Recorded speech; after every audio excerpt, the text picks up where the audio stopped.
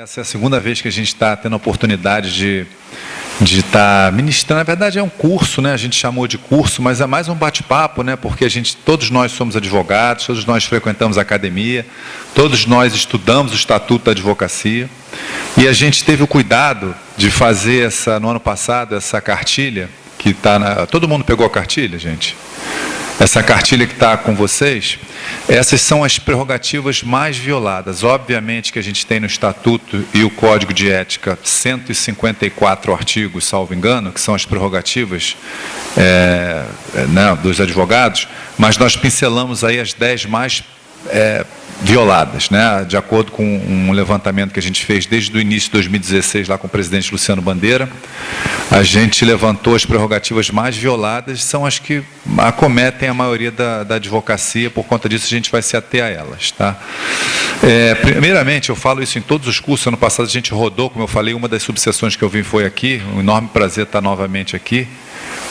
Nós rodamos as 63 subseções, eu particularmente fui em mais de 30, e a gente sempre fala, porque é um comando que vem de cima, né? Então a gente tem que passar, antes de entrar na parte teórica aqui com vocês, na parte técnica, que é importante também, a gente vai pincelar as coisas mais importantes, é passar esse espírito para vocês aí. Eu costumo dizer que a gente respira prerrogativa. Então, prerrogativa guardada, pedindo licença às outras comissões que tem na casa. Lá na seccional nós temos mais de 110, salvo engano, comissões temáticas, né? Comissões de extrema importância, como Comissão de Direitos Humanos, Comissão de Processo Civil, Comissão da OAB Mulher, enfim, tem várias comissões, mas a Comissão de Prerrogativas, ela é a comissão, sem dúvida, mais importante da casa. Por quê? Porque é ela que faz a gente conseguir instrumentalizar o direito. Eu dou sempre um exemplo assim, de nada adianta a gente ter, por exemplo, digamos que Rui Barbosa ressuscitasse, né? Rui Barbosa é considerado aí o Pelé do direito, né? Pontes de Miranda, por exemplo, e fizesse um parecer espetacular de direitos humanos. De nada adianta esse parecer, isso seria o direito material, se nós não conseguíssemos instrumentalizar esse direito. Se a gente não conseguisse despachar com o juiz, se a gente não conseguisse ter vista aos autos, se a gente não tivesse a nossa urbanidade, né, que é o primeiro tema aqui que a gente vai falar do tratamento ao advogado, violada, né, o direito de urbanidade que a gente tem. Então, é por conta disso que a gente fala. Não é à toa que foi destacado na seccional o presidente Luciano Bandeira, que é um diretor tesoureiro da casa, que é o diretor estatutário, tem 5 cargos mais importantes na ordem, né? Um deles é o diretor tesoureiro. Foi destacado para ser o presidente da Comissão de Prerrogativas, dada a importância. O presidente Felipe Santa Cruz, isso vem de cima, como eu falei no início, do presidente Lamáquia, que inclusive esteve aqui com vocês no início do ano aqui, né? Foi um evento cheio, eu não tive a oportunidade de vir, que eu tinha uma outra agenda, mas eu soube que foi maravilhosa a presença dele aqui. E esse comando de prerrogativas vem do Lamáquia para o Felipe Santa Cruz e o nosso presidente Luciano Bandeira. Ele revolucionou a Comissão de Prerrogativas de 2016 para cá. A gente vai falar um pouquinho com vocês sobre isso aqui. Mas o mais importante, eu vou sair daqui satisfeito, antes de a gente entrar na parte teórica do curso aqui, dessa conversa que a gente vai ter com vocês, é que essa injeção de prerrogativas, que esse espírito de prerrogativas vocês saem daqui diferente, porque de fato, se todo advogado tiver noção do que é prerrogativa, às vezes até tem, mas da importância de prerrogativas, a gente teria uma advocacia diferente aqui no estado do Rio. A gente sabe que diuturnamente as prerrogativas são violadas, todo dia a gente está lá, a gente tem mais de 415 delegados na seccional, e todo dia, de manhã, de tarde, de noite, final de semana, feriado, Réveillon, tem prerrogativa violada. A gente recebe 24 horas, tem telefone, tem e-mail, tem presencial no fórum, todo dia tem violação de prerrogativas. Então, eu acredito que a médio e longo prazo, se nós conseguirmos incutir isso na cabeça, mudar essa mente, valorizar essa questão da prerrogativa, a nossa advocacia será valorizada e o advogado vai voltar a ser valorizado como foi outrora. Porque antigamente, na época dos meus pais e meus avós, a advocacia, de fato, ela era mais valorizada. Hoje em dia, a gente vê o advogado não é mais visto como antigamente, infelizmente. Mas a gente está aqui, como a gente tem a máquina na mão, a OAB, quero dizer a máquina OAB, a gente está aqui para fazer mudar isso, né? Para mudar essa história, mudar essa realidade. Isso parte da gente, parte para você, de vocês também, que são advogados que estão próximos da ordem, e em efeito cascata aí para os outros advogados, que a gente tem sempre contato com o advogado. Essa realidade tem que mudar. Então, partindo daí, vamos entrar na parte, para a gente não se alongar muito, porque a gente tem um horário a cumprir. Vocês estão com a cartilha na mão. A primeira, a gente, como eu falei, são 10 prerrogativas, né, as mais violadas. São 10 temas. O primeiro tema é o tratamento ao advogado, tá? Que é o item 1, que está lá na página 21. Tem coisas que eu vou falar que não estão na cartilha, e aí vocês podem anotar, como eu tenho a minha cartilha aqui, eu anoto as coisas mais importantes, e outras eu vou ler as mais importantes, outras eu vou só pontuar com vocês em palavras-chave, porque são as questões que ficam mais, e vou exemplificar no final cada item desse, para que fique bem marcado, para a gente entender a importância do que é prerrogativa de fato. A gente sabe, como eu falei, todos nós viemos da academia, a gente está careca de saber, né? O artigo 133 da Constituição, o advogado é indispensável à administração da justiça. Indispensável, essa palavra indispensável é indispensável. Se amanhã tiver estipularem jogo de dados na justiça, para ver quem é que vai levar determinada coisa, vai ter que ter um advogado ali. Então, advogado tem que estar em qualquer lugar onde haja justiça, onde haja litígio, onde haja o judiciário ali. Então, advogado é indispensável à administração da justiça. A reboque disso veio o nosso estatuto. Eu não gosto muito dessa palavra estatuto, porque lembra condomínio, estatuto de condomínio, então de clube. É uma lei federal. O Estatuto da Advocacia, Lei 8.906, é uma lei federal, que tem que ser respeitada, de que as pessoas não se atinam às vezes para isso. Na maioria das vezes, ou então às vezes não querem se atinar para isso. Então, o advogado, artigo 133, o advogado é indispensável à administração da justiça. Abaixo desse comando constitucional, veio nossa Lei 8.906, que ela levanta todas essas questões que a gente vai estudar aqui. Então, na página 21, vocês podem ver ali no artigo 6º, mais à frente, na parte de cima, as partes mais importantes da questão do tratamento ao advogado aí. Também estamos careca de saber, mas aqui a gente vai dar algumas ferramentas para vocês, para a gente saber como é que a gente pode, principalmente os delegados de prerrogativa que estão aqui, né, e os advogados que não são delegados ainda, saber como é que a gente pode lidar com isso no dia a dia. Essas são, acho que, as principais dúvidas de vocês que estão aqui, né? Não há hierarquia nem subordinação entre advogados, lá em cima, artigo 6º da página 21. Não há hierarquia nem subordinação entre advogados, magistrados e membros do Ministério Público, devendo todos tratar-se com consideração e respeito recíprocos. Ou seja, palavras-chave aí: hierarquia, subordinação. Ali embaixo já está grifado. A primeira observação a se destacar é sobre a igualdade. Então, é o princípio da igualdade. A gente sabe, a gente estudou, que nós ali, enquanto estamos trabalhando, não há hierarquia, não há subordinação entre advogados, juízes, delegados, desembargadores, ministros, ministro do STF, ministro do STJ, não importa, nós estamos advogando ali, não há hierarquia. Por que não há essa hierarquia? Isso é um ponto importante a se destacar também. Esse é o segundo ponto mais importante a se destacar, assim, se vocês saírem também com essa saber vocês sabem, mas vestirem esse espírito, se é que se pode vestir um espírito, é importante.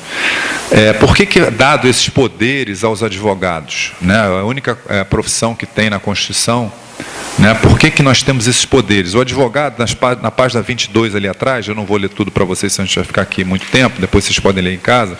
O advogado, ele presta serviço público e exerce função social. Daí a gente entende porque não tem hierarquia nem subordinação. Nós ali, no nosso mister privado, nós estamos como se estivéssemos exercendo função pública. Eu estou ali numa audiência com o juiz, eu estou ali numa delegacia com o delegado, eu estou em patamar de igualdade, como se eu não sou concursado, mas como se eu estivesse exercendo função pública. Por que é me dado esse poder? Porque o legislador, ele determinou dessa forma. Por quê? Porque atrás de mim tem a sociedade. O slogan lá da seccional com relação à prerrogativa é prerrogativa da advocacia garantia da cidadania. Se eu tenho a minha garantia, a minha prerrogativa resguardada enquanto advogado, a cidadania tem a garantia resguardada dela também. Então é por isso que é nos dado esse poder.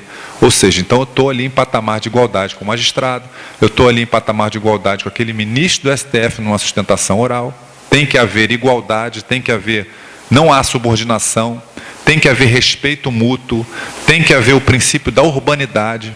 Tá? Então, esse é o primeiro ponto. Ah, Paulo, a gente sabe que não acontece, a gente sabe que o juiz ali às vezes pisa na cabeça da gente, a gente é escorraçado, um termo meio pesado, a gente sabe que acontece, mas a gente, como eu falei no início, a gente está aí para mudar essa realidade. Então, partindo daí, a gente tem que começar a internalizar esses conceitos. Então, como eu falei, um outro ponto importante também, parece básico, mas é importante falar desde o início, os nossos colegas aqui, depois eu vou passar a palavra para a doutora Fernanda, doutora Mônica, porque existem essas dúvidas sim, a gente está lá no plantão de prerrogativas e parece básico, mas não é. Toda e qualquer violação de prerrogativa, ela única e exclusivamente se dá no exercício da profissão. Ponto. O advogado ele é imune no exercício da profissão. Vou contar um caso aqui, não é engraçado, mas para vocês entenderem que acontece. O advogado ligou lá e eu que atendi esse telefone. O advogado ligou, doutor, eu estou aqui com a minha mãe internada no hospital e não querem mudar ela de quarto, isso é prerrogativa, eu sou advogado. Aí, doutor, olha só, o senhor está trabalhando, o senhor está aí com um comando judicial, com algum alvará judicial? Não, mas eu sou advogado.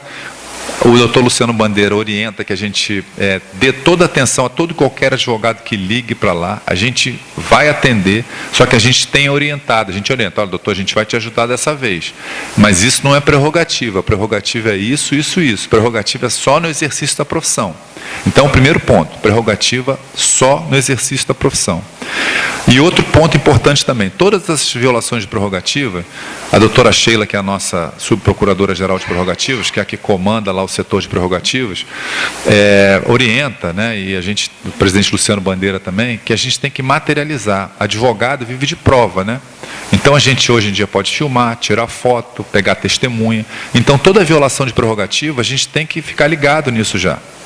Se a gente está numa audiência, a gente está enquanto delegado de prerrogativas, ou então só trabalhando mesmo ali numa audiência, numa sustentação oral, ou então numa vara, num balcão de cartório, a gente tem que ficar ligado nisso. Se tiver alguma violação de prerrogativas, a gente tem que fazer prova. Por quê?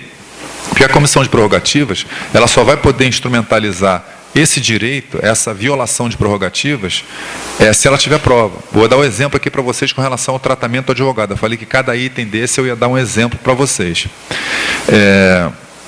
Eu falei, com relação ao tratamento do advogado, existem dois tipos de tratamento. O primeiro é o tratamento que vocês têm que se atinar para isso, o tratamento direto da autoridade para com o advogado. Um exemplo, o juiz distrata um advogado. Isso é uma falta de urbanidade, está previsto aqui no Estatuto. Outro ponto importante também que eu esqueci de falar no início. Essa cartilha, o legal dessa cartilha é o seguinte, ela é complementada com legislações adjacentes, julgados, jurisprudências paralelas ao nosso estatuto. Ou seja, se amanhã eu chegar para um juiz, por exemplo, doutor, o senhor está violando a prerrogativa do advogado, o senhor tem que me receber, por exemplo, na hora que eu quiser para despachar, o senhor não está despachando comigo. Não, mas eu entendo que esse comando da Lei 8.906 é inconstitucional, eu não posso, eu estou aqui a doutora Mônica vai falar sobre isso depois, eu estou aqui despachando, eu estou trabalhando, eu estou no meio da audiência, eu não posso, eu estou despachando não, né? Eu estou aqui tendo reunião, eu não posso despachar, eu estou em uma audiência, eu estou fazendo sentença, eu não posso despachar. Mas depois vocês vão ler com calma, toda essa cartilha, ela é complementada com, por exemplo, aqui na página 21, o que fala da urbanidade, vocês vão ler aqui no meio da página, a Lei Orgânica da Magistratura, no seu artigo, o artigo 35, inciso 4 da Lei Complementar 3579, que é a Lei Orgânica da Magistratura, fala do princípio da urbanidade. O artigo 236, inciso 7 da Lei Complementar 7593, que é o Estatuto do Ministério Público, fala do princípio da urbanidade, que não há hierarquia nem subordinação, ou seja, o nosso Estatuto fala. a lei dos juízes que a Loman fala, o Estatuto do Ministério Público fala, isso aqui no exemplo do tratamento do advogado, e as outras violações de prerrogativas, a gente também coloca legislações adjacentes, paralelas, pertinentes, para não dizer, não, mas é o Estatuto, eu não entendo que é o Estatuto. Por exemplo, no despacho com o magistrado, que a doutora Mônica vai falar, tem um julgado do CNJ, que fala que o juiz tem que receber o advogado. Tá bom, doutor, o senhor não respeita o estatuto, mas o próprio CNJ, que é o órgão do senhor, fala que o senhor tem que receber o advogado. Enfim, então nós temos que fazer prova. Então, para terminar o tratamento do advogado, no final, se vocês quiserem abrir para perguntas, se eu estiver falando rápido demais, por favor, gente, vocês anotem aí, no final a gente responde tudo, tá? Tratamento objetivo, esse que eu falei para vocês, da pessoa, da autoridade para com o advogado. Um juiz destratando, por exemplo, uma pessoa numa audiência. Eu presenciei já eu não era nem delegado de prerrogativas, não estava nem em prerrogativas, uma juíza, processo de vara do trabalho, com aqueles processos físicos antigos. Houve uma discussão entre a advogada, né, e a juíza. Doutora, essa prova está aí na página tal, a juíza. Não está, doutora. Tá, não está, não está. A juíza se estressou, pegou o processo assim e jogou assim. Doutora, a senhora está duvidando de mim? E jogou assim, bateu no colo assim da advogada. Aquilo virou um silêncio ali ensurdecedor. Sabe quem faz justiça do trabalho aí sabe que a sala de audiência cheia, né? O estagiário, público, parte, testemunha, advogado esperando. Aquilo parou. A advogada levantou, saiu chorando. Depois fiquei sabendo depois que ela ia representar, ia procurar a comissão de prerrogativas. Ou seja, não tem urbanidade nenhuma, não teve respeito, profissionalismo nenhum. Então, falta de tratamento, falta de urbanidade. Como é que se faz nessas horas? Claro, não dá para ter filmado ela me jogando o processo, né? Mas tem testemunhas ali, tem pessoas ali naquela audiência. Então, vocês têm que pegar uma testemunha, uma pessoa e levar até a comissão de prerrogativas, que ali é feito um relatório, essa pessoa fica como testemunha, não, de fato houve uma falta de urbanidade, falta de decoro ali, foi jogado o processo nela, e a OAB, ela não se cala mediante isso. Vocês podem, Paulo, mas não vai adiantar nada. Adianta sim, que a gente vai à corregedoria, a gente vai até o CNJ, o magistrado tem que responder, dá um trabalho danado, é mais fácil ele tratar, o que o presidente Luciano Bandeira fala, é mais fácil às vezes ele tratar bem o advogado e cumprir a prerrogativa, do que ficar respondendo ofício e reclamação junto à corregedoria. E o doutor Luciano Bandeira é a pessoa mais conhecida na corregedoria, tem, não sei o número de ofício aqui, que ano passado, não sei, aqui tem até escrito aqui, que eu até perdi a conta, esse ano, inúmeros ofícios, não sou eu que faço, mas a gente tem noção dos ofícios, então a gente não, a comissão de prerrogativas lá na seccional, a gente não compactua com violação de prerrogativas. Então, nesse tipo de violação de prerrogativas, e nas outras também, o advogado tem que lançar a mão da comissão de prerrogativas, tem que chegar junto a nós e tem que instrumentalizar isso que eu falei para vocês, tem que vir com provas, nesse caso uma prova testemunhal.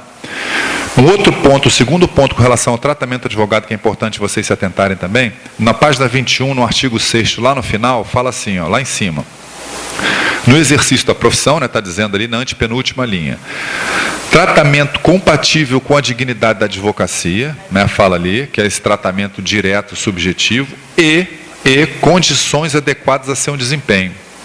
Esse condições adequadas a seu desempenho é o seguinte, é um tratamento indireto que a gente fala. Por exemplo, dando um exemplo aqui para vocês, nesse mesmo município da Baixada Fluminense do Rio, eu estava lá advogando e, quer dizer, isso já tem uns 4 ou 5 anos, e esse lugar onde era o TRT de lá era um lugar público, era um prédio misto, desculpe. Então ali era um corredor curto, a sala de audiência era mais 1/5 disso aqui, um corredor tipo esse aqui da escada, para os advogados conversarem com testemunha, com ex-adverso, e passava gente com carrinho de supermercado, com compra, com cachorro, papagaio, periquito, criança chorando, quer dizer, desconfortável para os moradores e desconfortável para o advogado. Ou seja, que condição adequada ao desempenho da advocacia foi dada pelo poder público, aí no caso, nesse exemplo que eu dei? Nenhuma. O que a gente faz? A gente vai, tira foto, manda relatório, pede, e aí a comissão de prerrogativas vai em cima para resolver, baseada nesse estatuto aqui, na nossa lei, nesse artigo 6 da parte final aqui. Com relação ao tratamento do advogado, é basicamente isso, tá? Os pontos mais importantes eu pontuei com vocês aqui. Eu vou passar para a inviolabilidade da palavra, que é o item 2, na página 27. Inviolabilidade da palavra.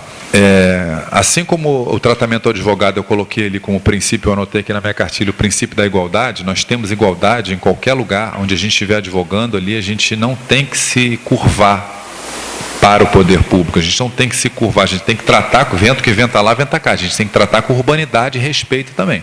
Mas a gente tem que exigir, tem que exigir e deve exigir. Eu coloquei aqui como princípio da imunidade, né? Porque a imunidade, a inviolabilidade da palavra. Em princípio, nós somos imunes ao que falamos. Em princípio, por quê que eu vou dizer? O advogado, ele vive do que fala, ele vive do que escreve, né? O advogado que não fala e não escreve, ele não advoga, porque a gente precisa da nossa palavra, a gente precisa da força da nossa palavra, falada e escrita. Então, se a gente se intimidar, se a gente tiver medo, receio de combater o direito do nosso cliente, de ir atrás, de ter uma discussão, às vezes até mais acirrada com o nosso ex-adverso, com o próprio juiz, com o delegado, a gente não vai advogar, a gente sabe que não precisa ser sempre assim, mas às vezes se faz necessário. Então, o estatuto ele previu dessa forma, ou seja, o advogado ele é imune, a palavra do advogado, que é a imunidade da palavra, esse capítulo 2, ele é imune no que ele fala, no que ele escreve. Só que essa imunidade, ela não é absoluta. Essa imunidade eu vou pontuar aqui com vocês. Na página 27 aqui em cima, artigo 7º, são direitos do advogado. Vamos lá, parágrafo 2º. O advogado, página 27 lá em cima. O advogado tem imunidade profissional, não constituindo injúria, difamação ou desacato puníveis qualquer manifestação da sua parte. No exercício da atividade, aí fala, né? Então, o que os criminalistas já pensaram aí, com certeza? O advogado tem imunidade profissional, não constituindo injúria e difamação. Cadê a calúnia? Que a gente sabe que os crimes contra a honra, calúnia, injúria e difamação, calúnia é o mais grave deles, né? Então, já viram que calúnia não está acobertado pelo estatuto. Ou seja, se eu estou numa audiência, senhor juiz, eu sei que o senhor vendeu sentença, e o senhor é um ladrão, e eu estou imputando crime a uma pessoa ali, e ali eu não vou estar imune, né? Então, difamação, injúria. Obviamente, isso é letra de lei, tá, gente? Obviamente, tiveram advogados já que cometeram, sim, calúnia, e o presidente Luciano Bandeira segurou o boi pelo chifre e a gente parte para dentro. A gente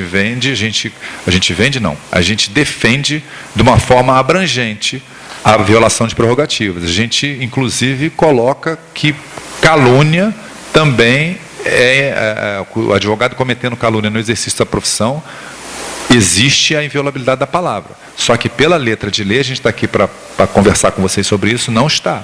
Então a gente pode pegar amanhã um legislador que não, uma calúnia não está. Então o advogado é condenado. Tá? Um ponto importante com relação à inviolabilidade da palavra, que esse eu vou ler para vocês, a página 28 ali atrás. Como eu falei, essa cartilha era toda complementada com julgados, né? Ali tem o STF, né? Já decidiu o STF, isso é um ponto importante, para vocês entenderem melhor a questão da inviolabilidade. Expressões tidas, página 28 lá em cima, expressões tidas como contumeliosas, pronunciadas em momento de grande exaltação e no calor dos debates, críticas acres ou censura à atuação profissional de outrem, ainda que veemente, quer dizer, aquela história, ainda que contundente, que enfim, de uma forma áspera, eu fale com o meu ex-adverso ali trabalhando, agem como fatores de descaracterização do tipo subjetivo peculiar aos crimes contra a honra. Ponto, a parte mais importante aqui. Inexistência de ânimos injuriandi. Ou seja, no direito a gente sabe que, direito penal, né, a gente sabe que tem a figura do dolo, né, tem que ter a intenção. Então, o que o STF ele já decidiu aqui, muito embora já esteja, aqui no Brasil é complicado isso, né? Já tem uma lei federal que fala que o advogado é inviolável na sua palavra aqui, cometendo injúria ou difamação, né? Se cometer no exercício da profissão injúria ou difamação, mas o STF ele tem que avalizar isso, uma coisa meio complicada aqui no Brasil, mas é assim que funciona. Ou seja, o STF entendeu, ou seja, como eu estou ali no exercício da profissão, se eu me exacerbar ali de alguma forma, o que vale é que eu não tenho a intenção, inexistência de ânimos injuriandi. Eu não tive naquele momento a intenção de agredir a honra do meu interlocutor, esses crimes contra a honra. Então o STF já se manifestou com relação a isso. Tá? Essa é a parte importante com relação à inviolabilidade da palavra. Tá? Um outro ponto importante que eu destaco aqui para vocês é o seguinte, a questão do excesso. Tá? O que algumas condenações que ocorreram no passado, alguns juízes condenando advogados em injúria ou difamação no exercício da profissão, se prenderam. Se vocês vão perceber que no final ali do artigo 7º, parágrafo 2º, não vou ler tudo, antepenúltima linha, sem prejuízo das sanções disciplinares perante a OAB pelos excessos que cometer. Ou seja, o juiz, né, então, N casos que aconteceram, mas no passado, hoje em dia a gente está ganhando mais do que perdendo.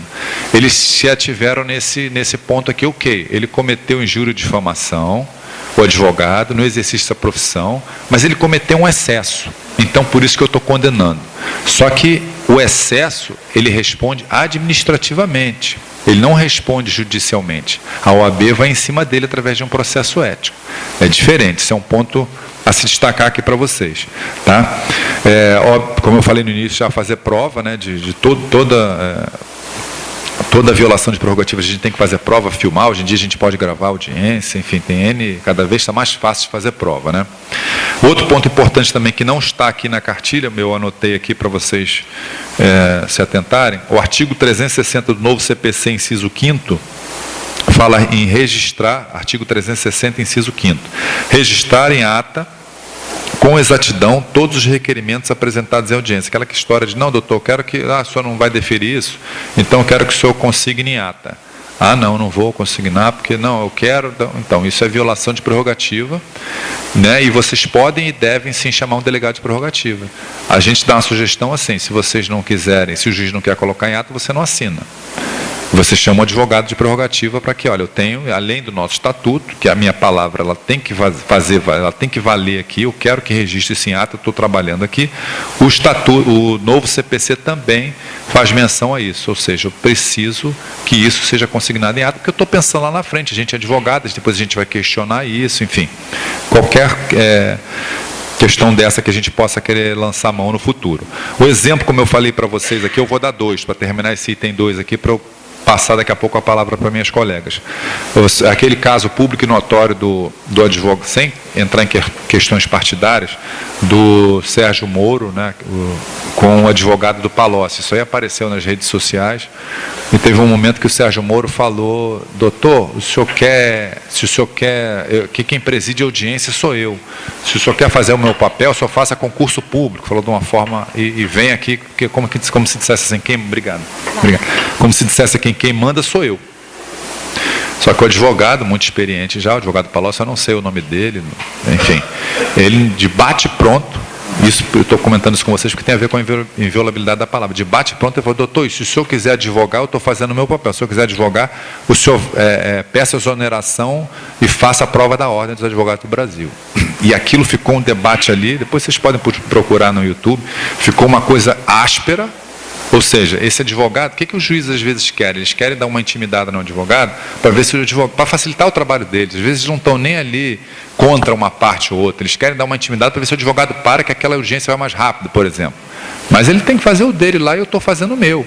Então o advogado, o Sérgio Moro deu uma nele, o advogado retrucou e aquilo ficou por isso mesmo. Ou seja, não existe hierarquia nem subordinação. Ele ali naquele momento foi áspero também com o Sérgio Moro. Não, então o senhor faça a prova da ordem, o senhor peça a oneração que eu estou aqui fazendo o meu trabalho, eu não sei o que ele estava pleiteando naquele momento.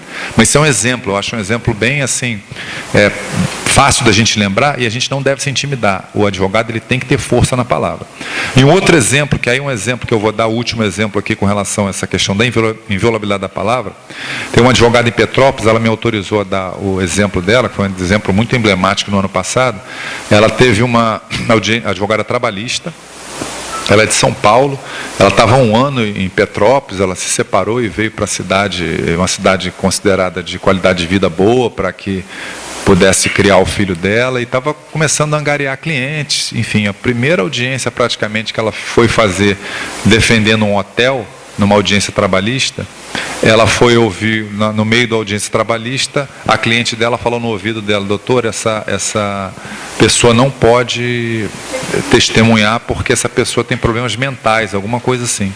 E a advogada falou para excelência: essa pessoa não pode testemunhar porque essa pessoa tem problemas mentais. A minha cliente aqui falou. Aquilo criou um problema ali na audiência, a testemunha reclamou, enfim, foi uma situação meio chata na hora. Ela contou para a gente, porque a gente atendeu ela, a Comissão de Prerrogativas do Rio atendeu até o final o caso dela, e aí passou. Acho que até foi feito um acordo nessa audiência. O problema foi depois. Essa testemunha entrou com uma ação com a mesma advogada ex-adverso, pedindo dano moral em juizado especial civil por injúria, né? E processou a advogada, a pessoa física da advogada, e o hotel, a empresa. Quer dizer, ela ficou arrasada, porque, poxa, o primeiro cliente que eu pego, eu estou fazendo meu nome aqui, eu já trago um problema, que a cliente foi reclamar com ela: pô, você me causou um problema na audiência, agora eu sou processada, eu te contratei para você me defender lá na Justiça do Trabalho, agora eu sou processada por injúria, eu vou ter que pagar um dano moral. Ela ficou desesperada, ela me ligava todo dia. E aí o presidente Luciano Bandeira deferiu a assistência. O mais legal, eu estou contando essa história para vocês entenderem, porque se tiverem um exemplo parecido, vocês têm que vir até a Comissão de Prerrogativas. Nós atendemos essa advogada, eu pessoalmente fui nas duas audiências, uma audiência de quase 3 horas, que a gente convocou como testemunha, eu que insisti, o juiz federal.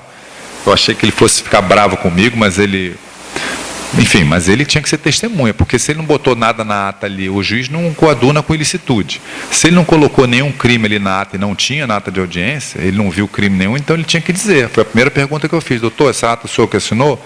Foi eu que assinei. Se o senhor viu algum crime? Não vi nada. Se eu visse, eu teria colocado. Tá bom, sem mais perguntas. Basicamente isso. Enfim, mas foi 2h30. Uma audiência cansa de juizado especial. O mais interessante, o mais legal, para terminar a história aqui, para a gente não se estender, é o seguinte: a fundamentação do juiz foi julgado completamente improcedente, e no final ele colocou exatamente o nosso estatuto. O advogado não responde, ou seja, nós enfrentamos a questão tecnicamente, a gente defendeu que a pessoa não cometeu injúria, mas ainda que tivesse cometido injúria, no exercício da profissão, o advogado não responde por injúria ou difamação no exercício da profissão. Ou seja, foi um gol de placa para a gente. Tem outros exemplos aqui também. Eu estou passando um deles aqui para vocês se atentarem e ficar marcado como é que funciona essa defesa de prerrogativas dos colegas aqui, lá na seccional e aqui também nas subseções, né?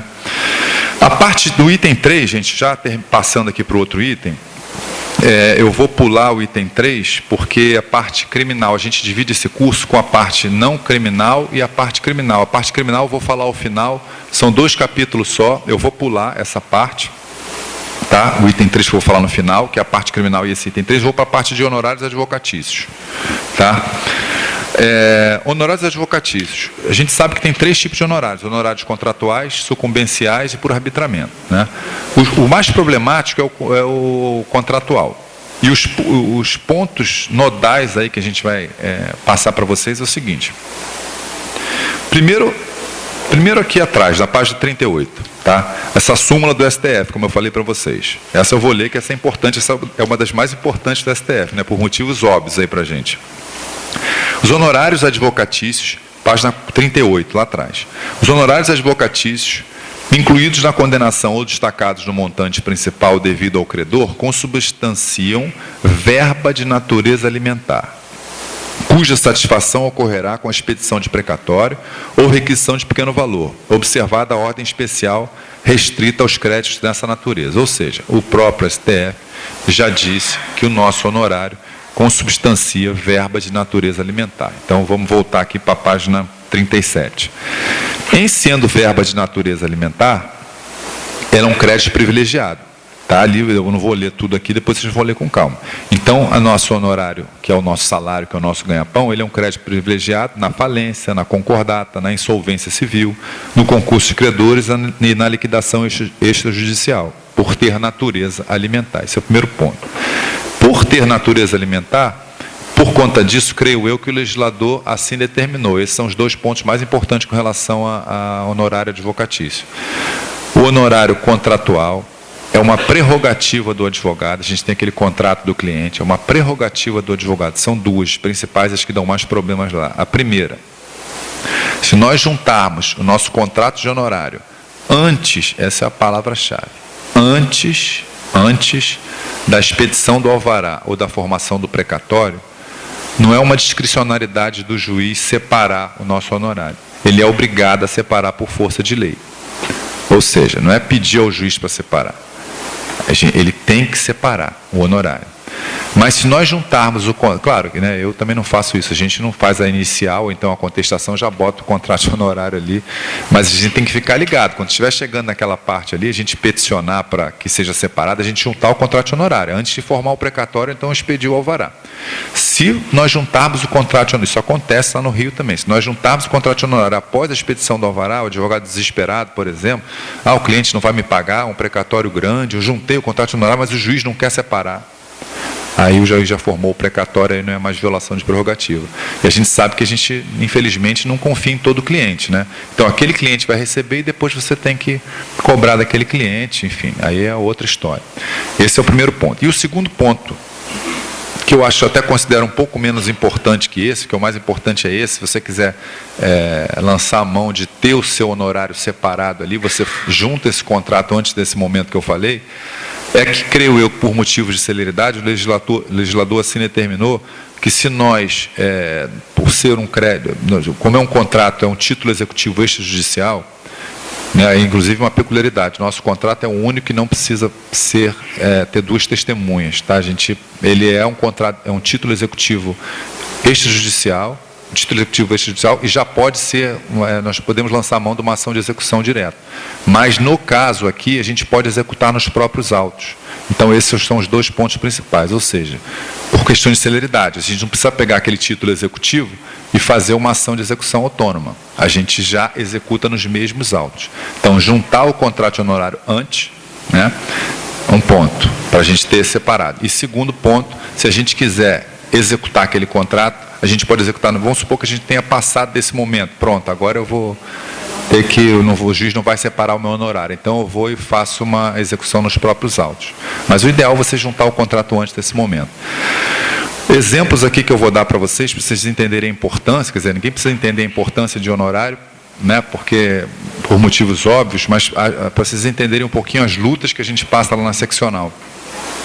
O presidente Luciano Bandeira, como eu falei, ele é muito aguerrido, ele costumo dizer que ele segura o boi pelo chifre mesmo. Ele, pessoalmente, quando o caso é mais emblemático, mais importante, ele pessoalmente vai fazer a sustentação oral, ele pessoalmente acompanha. Juízes de vara federal, exemplo, já estou na parte do exemplo, eu vou passar para o próximo item. Os juízes de vara federal previdenciária no Rio de Janeiro, pasmem, tem de ofício, glosado honorários contratuais. Ou seja, primeiro, não é nem a seara dele ali, não é a competência do juiz ali, ele tem que falar daquela matéria previdenciária ali. Segundo, ele não foi suscitado a isso, de ofício. Ele pega aquele contrato de honorários, 30% mais as 6 primeiras parcelas, não, isso aqui está muito alto. De ofício ele determina a diminuição desse contrato de honorário. Então, isso é um absurdo, isso aí não existe. Se eles estão fazendo isso, eles vão fazer outras coisas. Daqui a pouco a gente está numa coisa absurda. Isso é um dos exemplos. E o presidente Luciano Bandeira, a gente entra com um amigo escuro nesses casos. Ele mesmo tem ido sustentar oralmente, a gente tem tido vitórias. Às vezes não tem tido vitórias, mas a gente vai até o final fazendo aquilo valer, né? O juiz não é ali, o juiz estadual é que tem que falar sobre o contrato ou não, ainda mais se esse juiz federal não foi suscitado pela parte. A parte só quer que ele julgue ali e pague o que tem que pagar e resolva, mas ele se metendo nessa seara. Tá? Um outro caso, assim, esse é mais recente, que vocês não sei se já devem ter ouvido, a gente também já está tomando as medidas cabíveis. Um juiz estadual, lá no Rio, eu não me lembro o nome dele, também se não vem ao caso, ele tem entendido simplesmente que os honorários de sucumbência são inconstitucionais. E ele não está dando honorário de sucumbência. Por quê, Paulo? Não sei. Isso aí eu até me estresso um pouco de falar desse assunto, mas é uma coisa realmente só para vocês entenderem a gravidade, os problemas que a gente passa lá. Mas são problemas que a gente luta com força. O presidente Luciano Bandeira também, a gente está juntando todos os casos, as sentenças desse juiz, para a gente tomar as medidas cabíveis. Só para vocês entenderem mais ou menos como é que a banda toca lá com a gente. E vocês também, com certeza, depois ao final, podem falar dos exemplos daqui, com certeza certeza passam problemas talvez até piores que nós. Eu tenho contato direto aqui com a presidente Arruda, que sempre fala comigo, conosco, a gente sabe que vocês passam também uma luta, mas a gente está junto aí para que a gente consiga diminuir, né, essas lutas. Com relação ao honorário de advogado, é basicamente isso, tá, gente? Ao final, se eu fui muito rápido, depois vocês me perguntem, aqui eu quero passar a palavra para as outras colegas aqui. Deixa eu ver o item, vamos lá, o item 4, o item 5, despacho com o magistrado doutora Mônica, que vai falar. Deixa eu ver se tem mais alguma outra parte para eu falar. Tem sim. A parte ainda não criminal, vista aos autos. Aí depois eu vou passar para a doutora Mônica, depois a doutora Fernanda, e ao final eu falo rapidamente da parte criminal. Tá? Vista aos autos, item 6, página 49. Vou tentar ser bem rápido aqui. O campeão, já vou adiantar, fala um pouco aqui, ela reclama um pouco comigo, mas eu gosto de falar isso para vocês entenderem, a doutora Mônica. O campeão de reclamação dessas 10 violações de prerrogativa aqui é o despacho com o magistrado. Ela vai falar do despacho com o magistrado. Mas o vice-campeão é vista aos autos. Eu acho que isso tende a ter uma diminuição mais para frente, por motivos óbvios, porque a gente já tem um processo eletrônico e fica mais fácil para o advogado. Mas ainda tem muita violação. É o vice-campeão. Toda hora tem um cartório, tem um órgão público, tem um INSS, tem um tribunal militar, tem um lugar, eles não deixam o advogado ter vista do processo. Então é o princípio da publicidade. Em princípio aquilo é público, eu sou advogado, é igual aquela história no presídio. Não, eu quero visitar, eu sou advogado, quero ver o fulano. O senhor tem procuração? Não, ele está preso. Você deixa eu entrar para pegar a procuração? Senão não tem condição, ele está preso. Mais ou menos isso. Então acontece isso também nos órgãos públicos. Não, o senhor não tem procuração nos autos, o senhor não pode ver. Pode sim. Tá? A gente é advogado. Por que o senhor quer ver? Porque eu quero ver, porque eu estou sendo contratado por isso aqui, eu quero ver se vale a pena ou não eu olhar esse processo aqui, eu quero ver se eu vou pegar, eu quero olhar o processo que é físico ainda, né? Mas tem as exceções, como toda regra tem as exceções. Então isso que eu vou pontuar com vocês aqui. Segredo de justiça, aí sim, essa é uma exceção. Autos de difícil restauração, que são aqueles autos de 1960, 70, que ainda existe. Outro dia eu vi um, que por motivos assim, processo desse tamanho, só de você levantar aquele papel já em decomposição, sabe, já caindo, as provas caindo, então o juiz não permite que saia da vara aquilo lá. Uma coisa é fazer carga, outra coisa é ter vista ali para você tirar foto. Esse aí você ainda tem condição de tirar, tá bom, então não vou levar para casa, mas eu quero tirar foto. Isso aí você pode. Isso aí a gente tem que, né, a gente tem que usar do bom senso. E o terceiro é quando o advogado ele não devolve o processo. A terceira exceção, a publicidade do processo, né? É quando o advogado, isso já aconteceu comigo, até por uma questão de descuido, você pega o processo, faz carga do processo e esquece de devolver. Às vezes não é nem por maldade, você deixa lá, esquece de devolver, e você é intimado para devolver e não devolve, recebe aquele e-mail, publicação, você não devolve. E aí depois a gente chama aquela punição pessoal e intransferível. Você, até o trânsito em julgado, se você cometeu essa infração, até o trânsito em julgado, você não pode fazer vista daqueles autos ali, ter vista daqueles autos ali. Mas, por exemplo, se estou eu, doutora Fernanda Mata e doutora Arruda na procuração, elas podem. Eu que não posso. Então eu não vou poder mais deixar minha carteira ali para fazer carga daqueles autos. Mas elas que estão na procuração podem. Então é importante atentar para isso. Só eu que fui punido nesse caso de não devolver os processos no tempo determinado. Tá? Como eu falei para vocês aqui, questão das provas é um ponto importante para falar com vocês aqui, que também está na página 50 ali atrás. Tá? Em caso de desrespeito, embaixo daquela parte da exceção, essa exceção foi a parte que eu falei para vocês aqui em cima, que está envolvida, mas a parte de baixo aqui fala o seguinte: em caso de desrespeito a essa prerrogativa, o STJ, como eu falei, sempre complementada com legislações e comandos, né, adjacentes, reconhece o relatório do delegado de prerrogativas da OAB como documento hábil a instruir o mandado de segurança. Qual a medida cabível judicial que a OAB faz nesses casos? Quando a gente não tem vista aos autos, o advogado vai até a comissão de prerrogativas, ele, olha, eu estou querendo ter vista aos autos, eu tenho um prazo para depois de amanhã, eu tenho que ter esses autos, eu tenho que... Aí a gente manda um delegado de prerrogativas, esse delegado chega lá, a pessoa, normalmente quando a gente manda o delegado, se for um delegado que já tem mais experiência, ele consegue demover a pessoa daquela ideia de não dar vista aos autos ao advogado, mas às vezes não. Então aquele delegado faz um relatório né, que a gente tem um relatório na Comissão de Prerrogativas dizendo: estive no INSS com fulaninho de tal, matrícula tal, nessa hora que de fato não concedeu vista aos autos ao doutor fulano de tal, que tinha um prazo para depois da manhã, faz um relatório. Então o STJ já reconhece esse relatório do delegado como prova cabal para a concessão do mandado de segurança. Daí a importância da materialização das questões que eu falei para vocês desde o início. Então a gente tem que lançar mão dessas ferramentas que a gente tem.